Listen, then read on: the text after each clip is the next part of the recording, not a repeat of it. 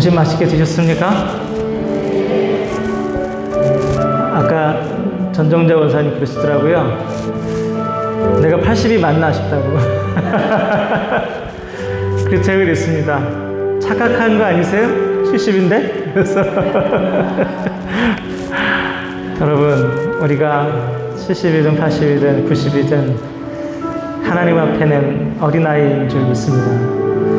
주님 앞에 기뻐하며 찬양하며 그 앞에서 뛰는 것은 10살이든 70이든 80이든 매 한 가지고 동일하고 하나님께서 우리에게 원하시는 모습임을 기억하시기 바랍니다. 이 시간 그와 같이 찬양하기 위해 지음받은 여러분과 제가 하나님 앞에 전심으로 하나님을 기쁘시게 해드리기 위해서 이 시간 찬양하기를 원합니다. 이 시간 그와 같이 하나님 바라보시며 여러분 근엄하고 무거운 여러분의 평소의 모습을 다 내려놓으시고 하나님 앞에 어린아이같이 함께 찬양하고 감격하고 울고 웃는 이 시간들이 되시기를 축복합니다. 우리 이 시간 함께 찬양합니다. 목마른 사슴 갈급한 마음으로 주님 앞에 나왔습니다. 은혜로 채워주시옵소서. 우리 함께 고백하며 찬양합니다.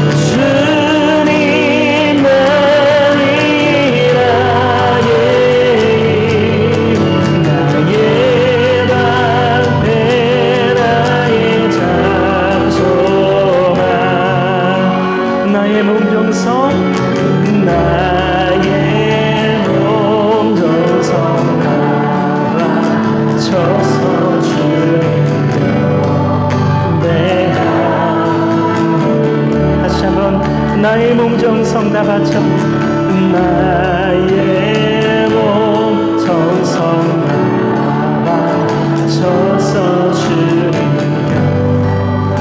내 합니다.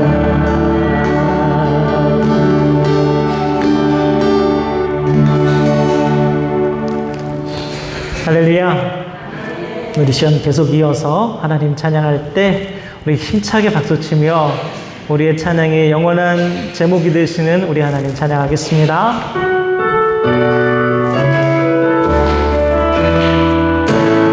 찬양하세, 찬양하세, 찬양하세. 왕께 소리 높여 찬양 드리세. 찬양하세, 찬양하세,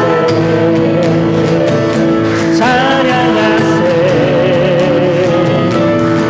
왕께 소리 높여 찬양 드리세. 찬양받기에 합당하신 주님 언제나 동일하신 언제나 동일하신 주 꿇고서 주 이름 외치세. 예수 나의 왕, 예수 나의 왕, 예수 나의 왕. 아멘. 다시 한번 찬양하세, 찬양하세, 찬양하세, 찬양.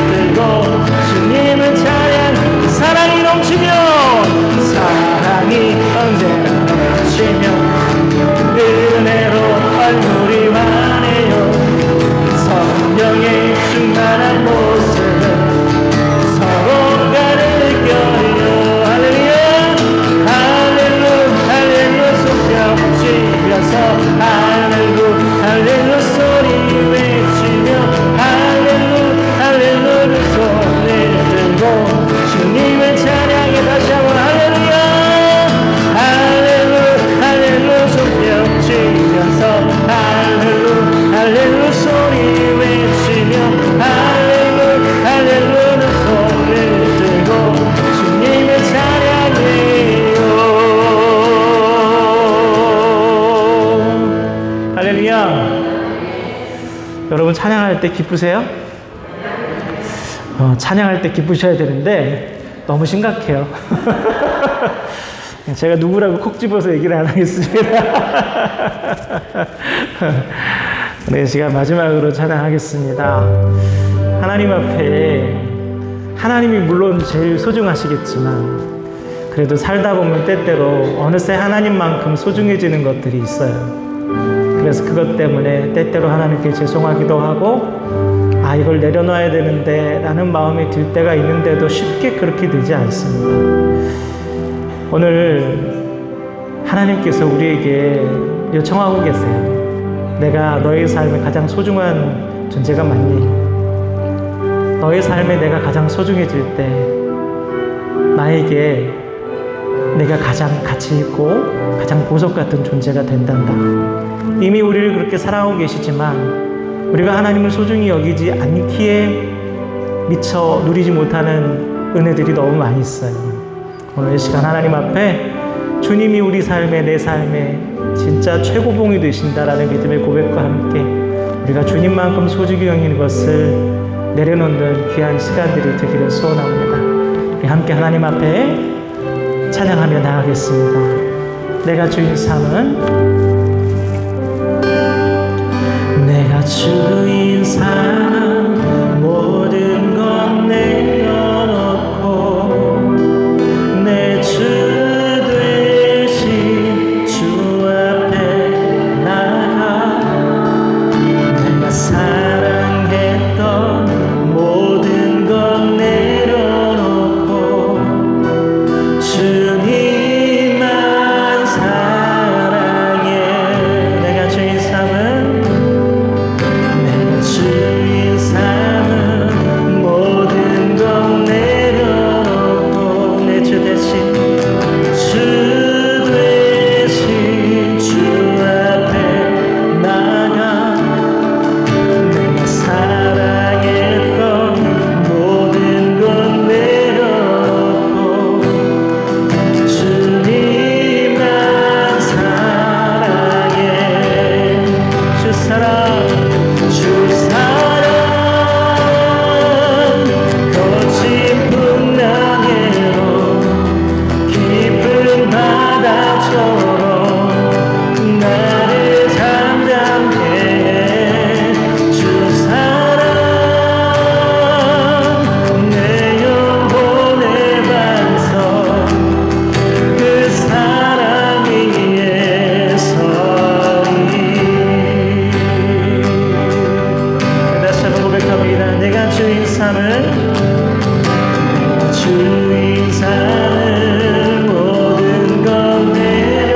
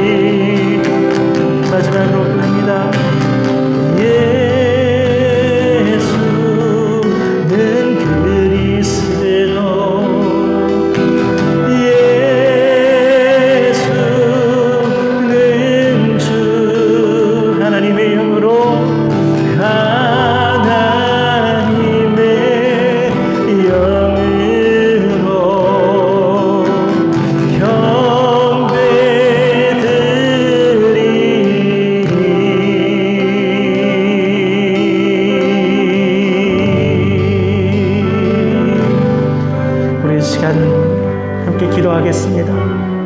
주님, 이 자리에 주님께서 지존하신 우리의 왕이 되어 주시옵소서. 모두 무릎 꿇고 주님 앞에 주님이 나의 주인이시고 나의 참 하나님이심을 고백하는, 그래서 온전히 주님께서 왕으로서 영광 받으시는 귀한 자리가 되게 하여 주시옵소서. 엎드려 절하고 주님 앞에 모두 무릎 꿇고 주님 앞에 항복하고, 주님이 내 삶의 주인이시고 주님의 판단이 모두 옳고 주님의 선택이 모두 선하심을 온전히 고백함으로 하나님께서 우리의 인생을 완전하고 온전하게 인도해 주실 것을 우리 간절한 마음으로 하나님 앞에 기도하며 이 시간 우리의 몸과 마음을 드리도록 하겠습니다. 다 같이 기도하며 나갑니다. 주님, 이 시간 주님 앞에 기도하며 나갑니다. 주님께서 우리의 그리스도이시며 주님께서 우리의 주인이시며 주님께서 우리의 삶의 왕이시며 주님께서 내 삶의 모든 것을 주관하시는 분이심을 믿음으로 고백하며 나갑니다. 오늘 예배 가운데 하나님께서 우리 모두의 완전한 주님이심을, 완전한 왕이심을 하나님 아버지 고백하고, 그 왕 되신 하나님께서 우리를 주도하시며 그 왕 되신 하나님께서 우리 인생을 선하고 온전하고 거룩하게 인도하시는 은혜를 경험하는 이 시간이 될 수 있도록 인도해 주시옵소서. 우리의 참된 목적이 주님을 하나님 아버지 찬양하고 왕 되신 주님을 높이는 것이 우리의 삶의 참된 목적임을 기억하게 도와주셔서 그와 같은 삶의 참된 목적을 충족하는 우리의 모든 삶 될 수 있도록 주님 역사하시고 인도하여 주시옵소서. 주님 함께 해주시옵소서.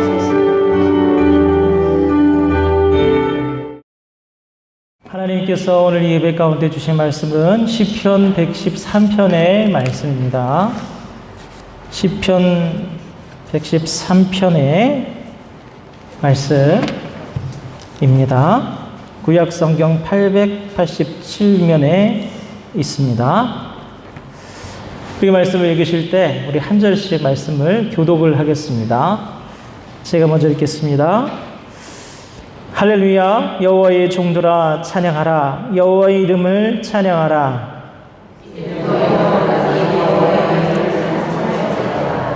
해 돋는 데에서부터 해 지는 데까지 여호와의 이름이 찬양을 받으시리로다.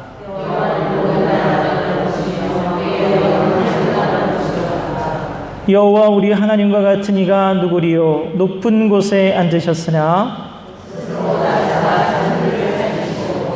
가난한 자를 먼지 더미에서 일으키시며 궁핍한 자를 거름더미에서 들어 세워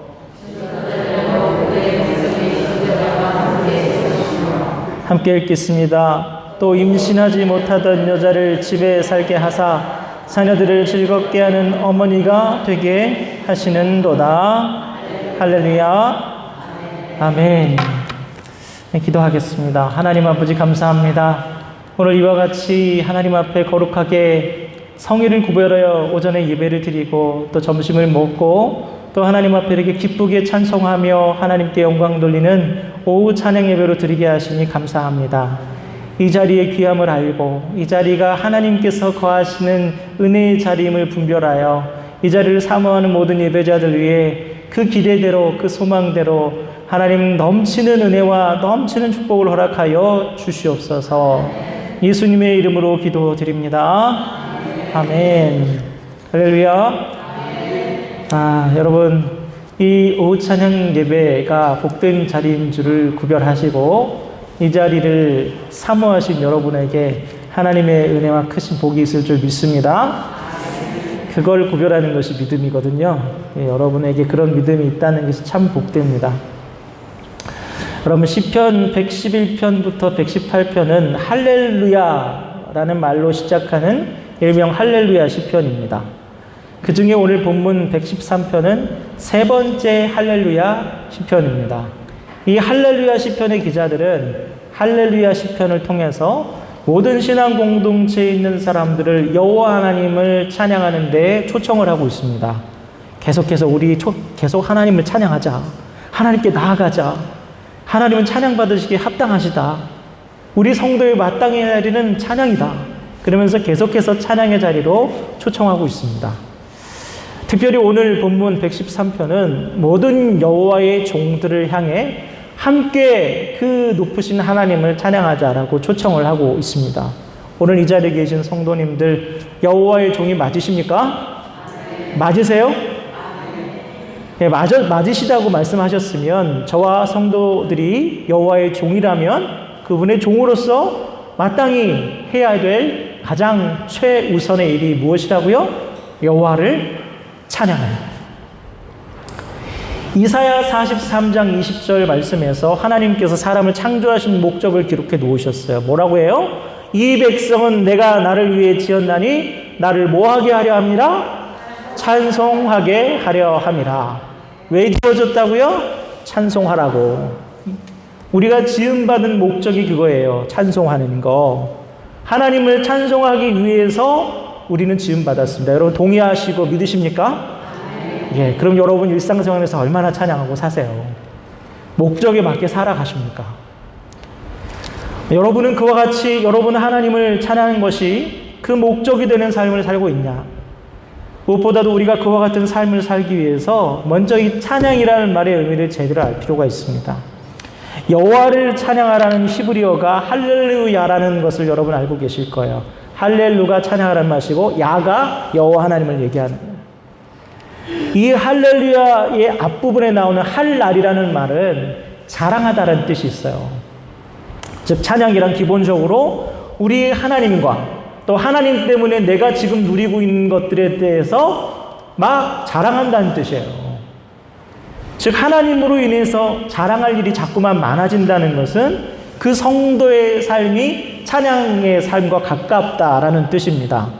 그러니까 우리 하나님이 말이야, 하나님께서 나한테 뭘 주셨는데 말이야, 이런 말을 미주알 고주알 주변 사람들에게 많이 하는 사람들은 그 삶 자체가 찬양에 가까운 삶이라는 거죠.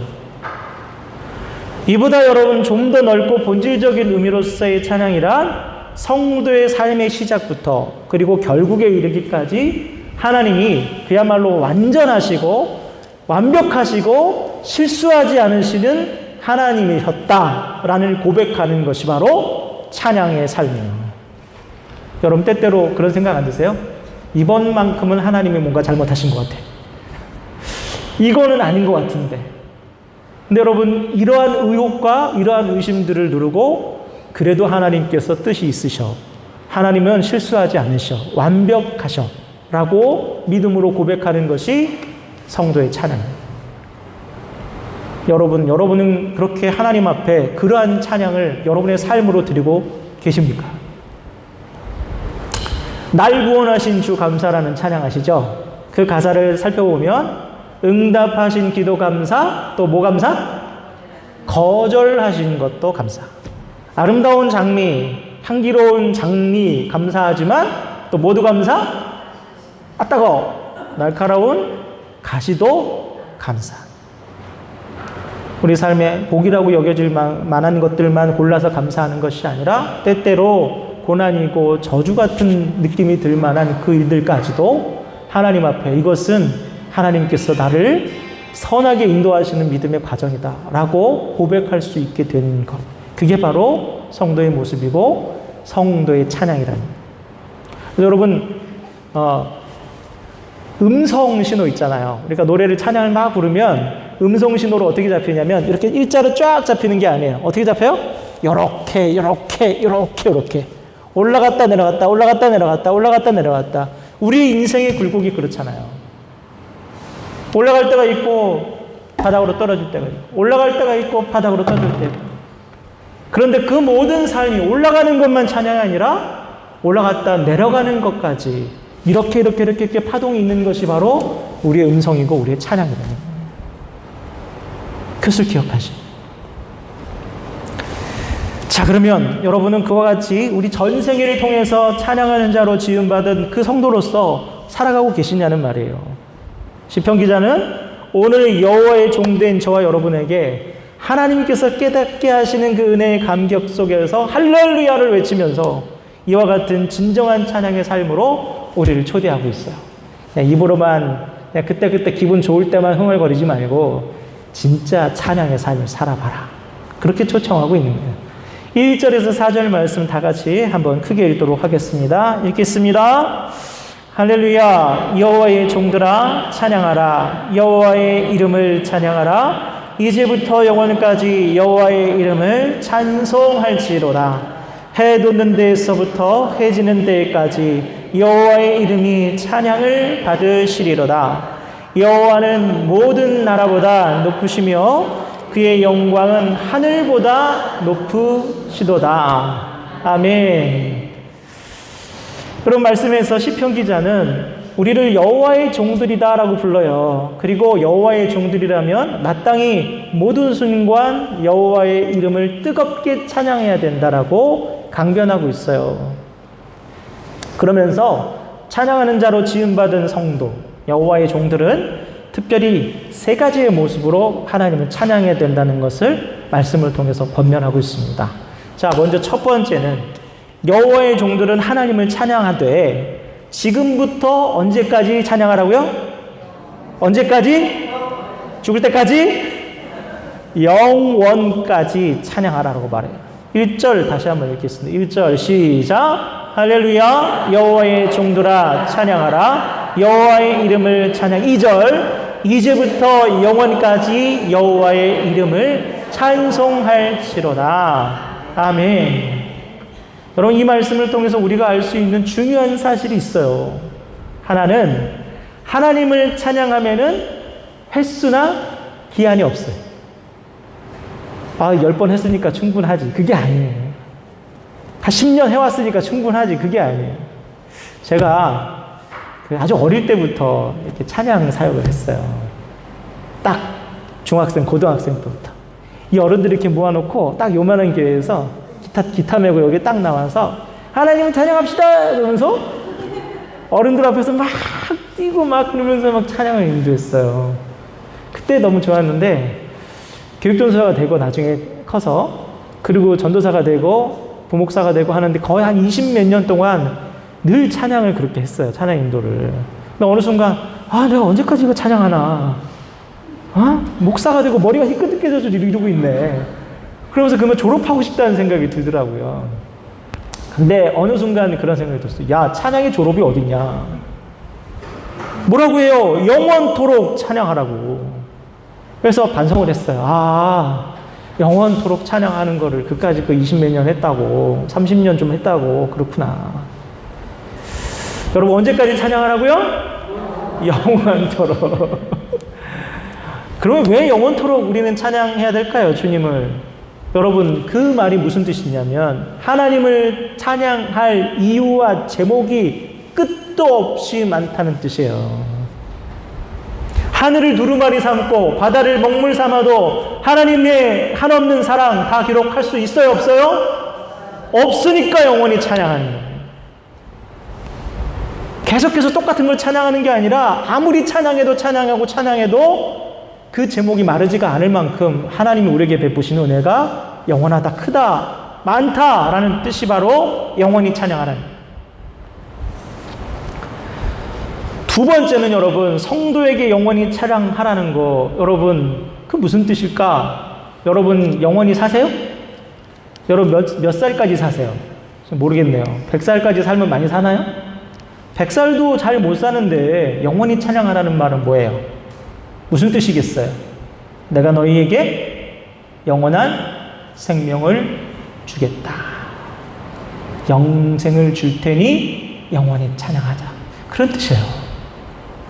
그러니까 영원히 찬양하는 말은 야, 너는 죽을 때까지 꼭두각시로 나를 찬양해. 그게 아니고 너에게 영생을 주겠다는 약속을 우리에게 허락하신 거예요. 영원한 삶을 주시는데 영원히 찬양하지 못할 이유가 뭐가 있어요? 여러분, 진시황은 불로초를 찾으려고 자기 부하들을 전 세계로 보냈어요. 이 땅의 모든 통치자 권력자들은 영생을 얻기 위해서 여러분 얼마나 많이 그렇지만 단 한 사람도 영원한 생명을 얻지 못했습니다. 그러나 우리는 예수 그리스도를 믿음으로 통해서 영생을 약속받았습니다.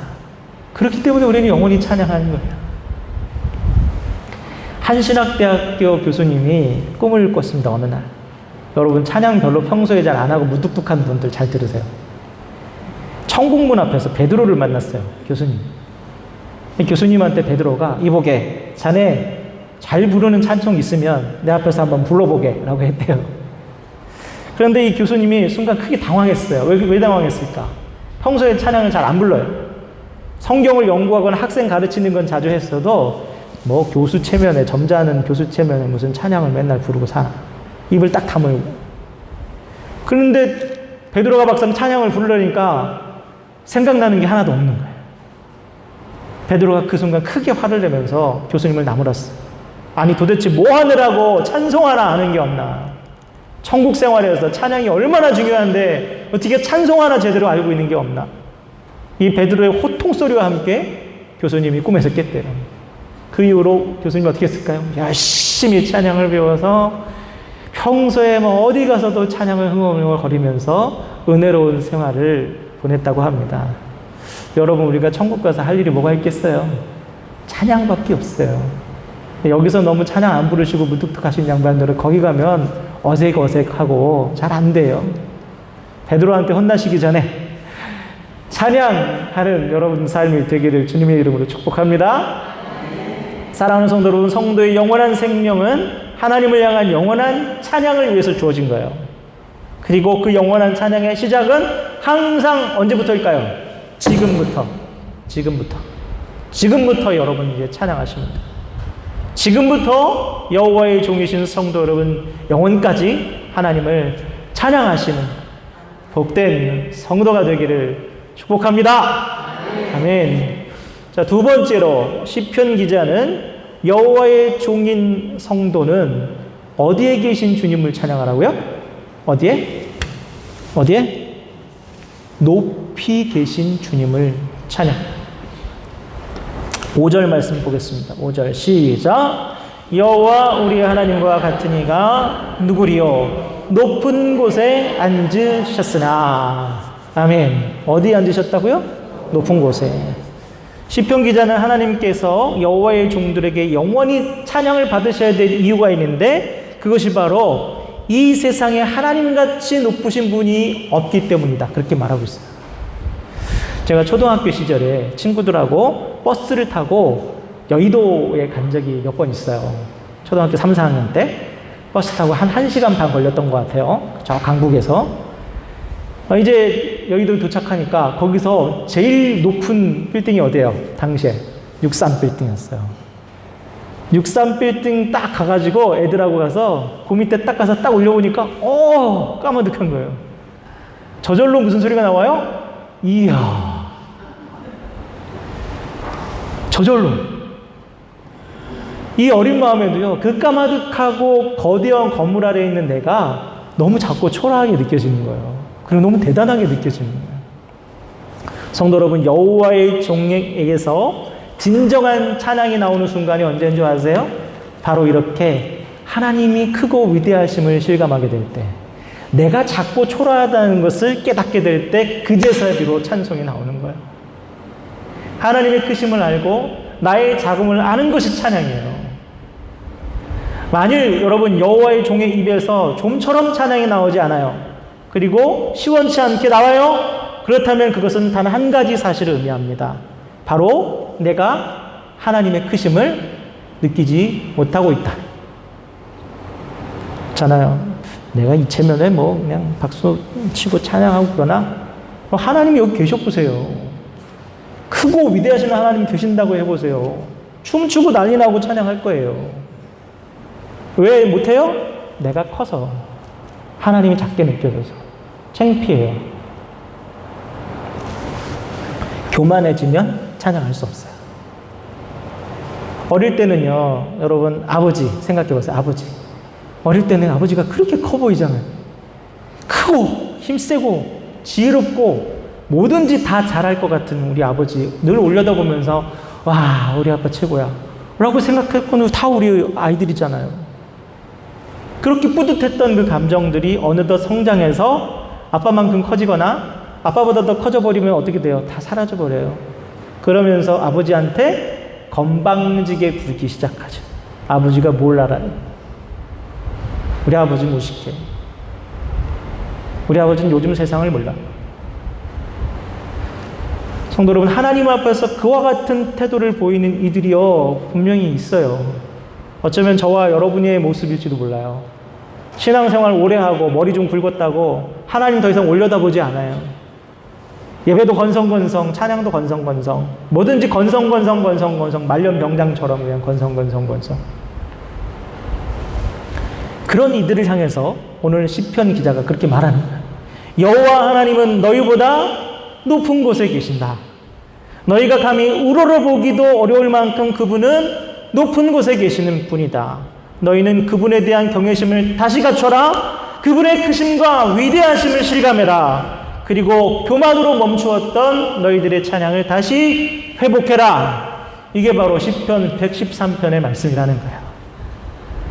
사랑하는 성도 여러분, 높으신 하나님 앞에 우리 자신이 얼마나 낮고 보잘것없는지를 이 시간 깨달으시고 다시 하나님 앞에 경외한 마음을 품으심으로 지극히 높이 계신 우리 하나님께 대한 진정한 찬송을 회복하시는 저와 여러분 되기를 주님의 이름으로 축복합니다.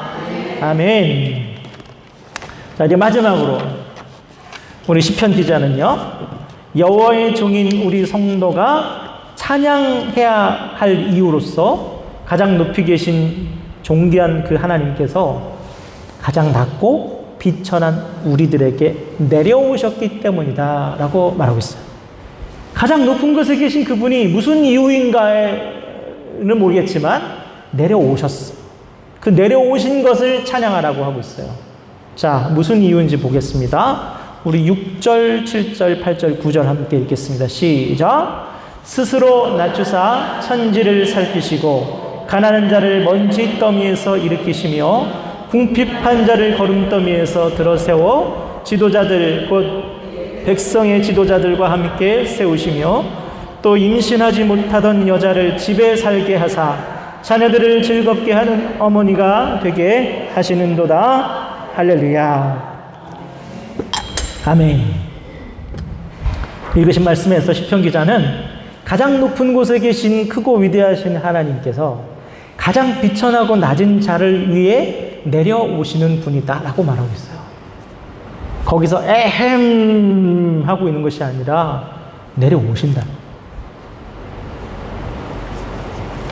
7절을 보면 하나님께서 직접 이 땅에 내려오셔서 가난한 자들을 먼지 구덩이 같은 곳에 파묻혀 있는 것 같은 그 가난한 자들을 털어내시고 일으키신다.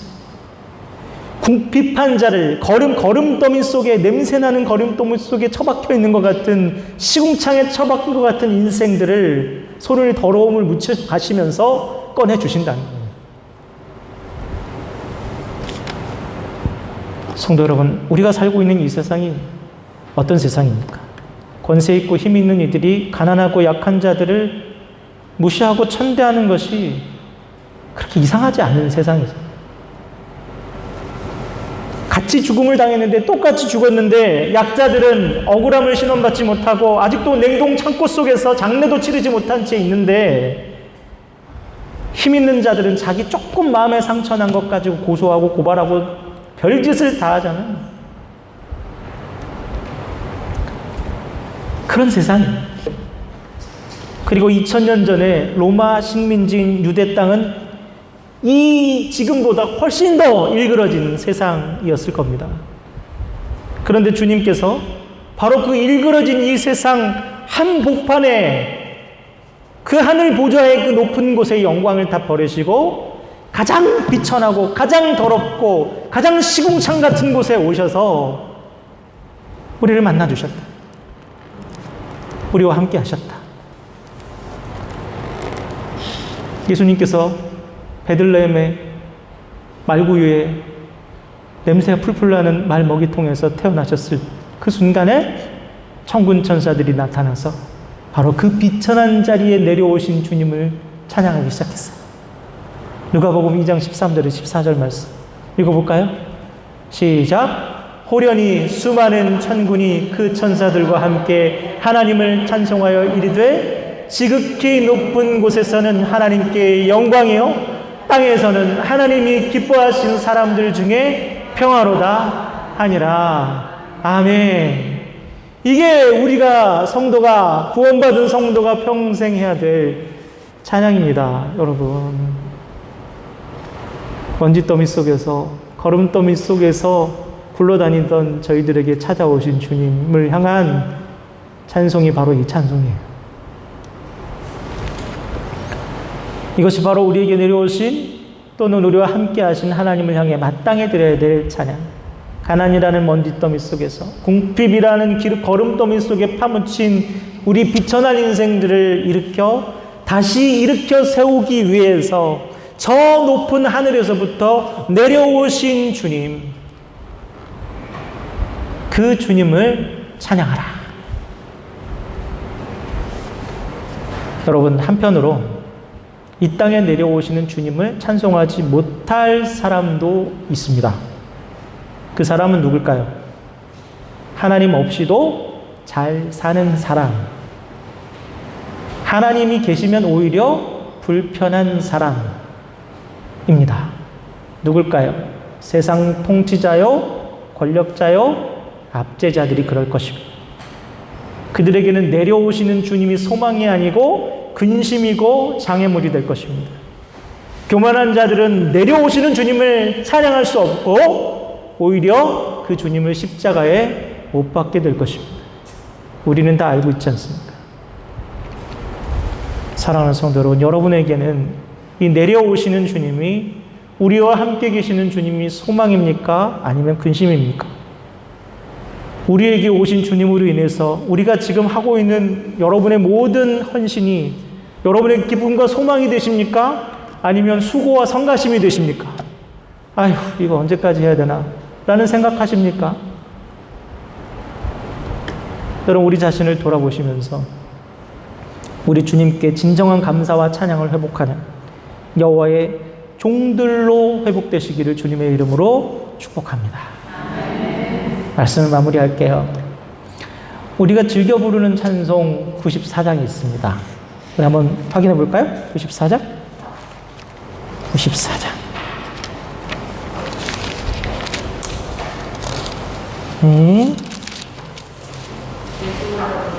예, 94장. 자, 94장에 보면 거기 작곡가 이름이 나와요. 영어로 되어 있는데 GB 쉬아라고 되어 있습니다. 1929년 이렇게 되어 있어요. 혹시 보이시나요? 영어라서 좀 이렇게 익숙하지 않은 분도 계실 텐데, 이 찬송 94장 주 예수보다 더 귀한 것은 없네는 GB 쉬아라는 분이 작곡한 거예요. 그는 어렸을 때 예수를 믿었고요. 교회 학교를 아주 열심히 다녔대요.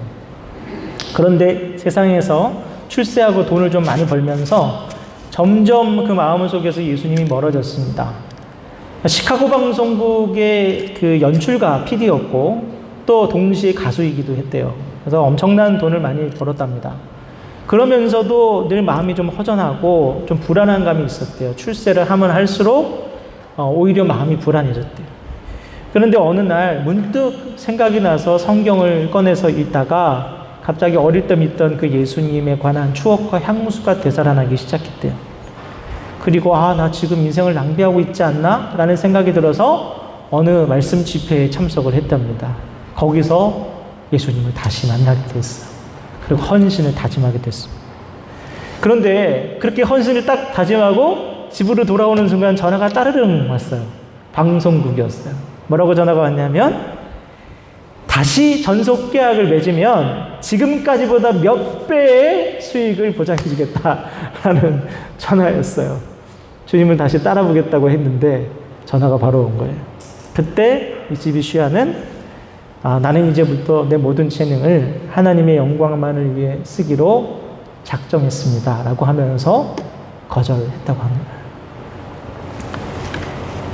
그때부터 GB 쉬아의 마음속에 어떤 멜로디가 계속해서 흘러나오기 시작했대요. 그리고 마침 자기 어머니의 친구가 쓴 성시가 있는데 그 시를 보고 그 멜로디에 딱 맞겠다 생각이 들어서 붙인 곡이 바로 여러분이 그렇게 좋아하시는 주 예수보다 더 귀한 것이 없네. 바로 이 찬양입니다. 여러분 함께 불러볼까요?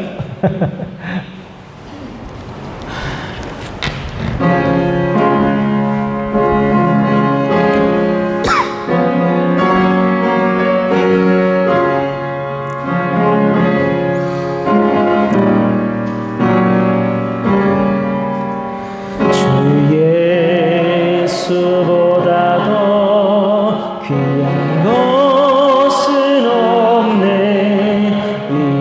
세상 무기와 바꿀 수 없네. 영축은 내 대신 돌아가신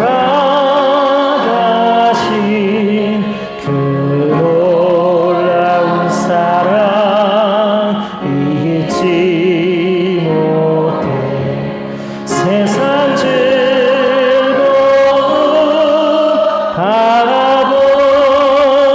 달아버리고 세상 자랑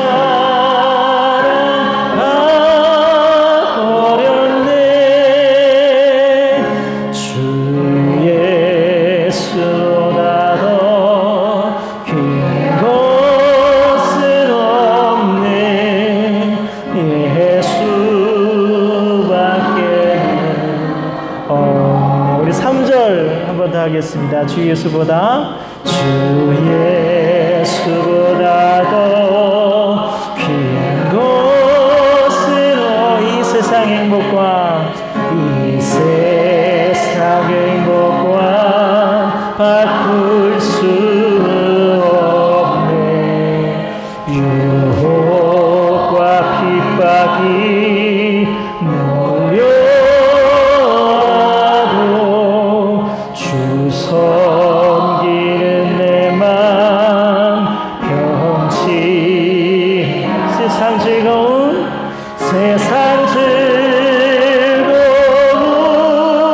다 버리고 세상 자랑 버렸네. 주 예수보다 더 긴 것은 없네. 예수밖에 없네. 아멘. 성도 여러분, 우리는 세상에서 가장 존귀하신 하나님을 찬양하기 위해 지음받았습니다. 그것이야말로 성도의 궁극적인 삶의 목적입니다. 아무리 많은 것을 누리고 가져도 이 삶의 목적을 벗어나 버리면 허무할 뿐입니다. 여러분, 이를 기억하시고 여호와의 종으로서 영원토록 존귀하신 주님만을 찬송하시는 저와 여러분 되기를 주님의 이름으로 축복합니다. 기도하겠습니다. 하나님 아버지, 감사합니다. 우리 사람이 지음받은 이유가 하나님을 영원히 찬송하기 위함임을 다시 한번 확인합니다.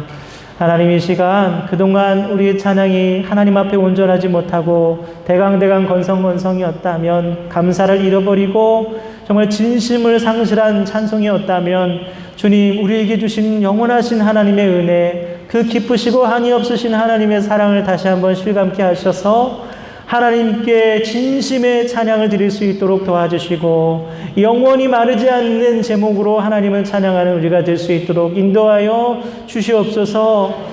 높으신 곳에 계시지만, 영원히 찬양 받으셔야 되지만, 낮고 천한 비천한 곳으로 오셔서 거름더미 속과 먼지 속에 파묻힌 것 같은 비천한 우리 인생을 주님께서 불쌍히 여기시고 건져주셨습니다. 하나님, 그런 하나님의 은혜를 생각할 때 하나님 어찌 찬양하지 않을 수 있겠습니까?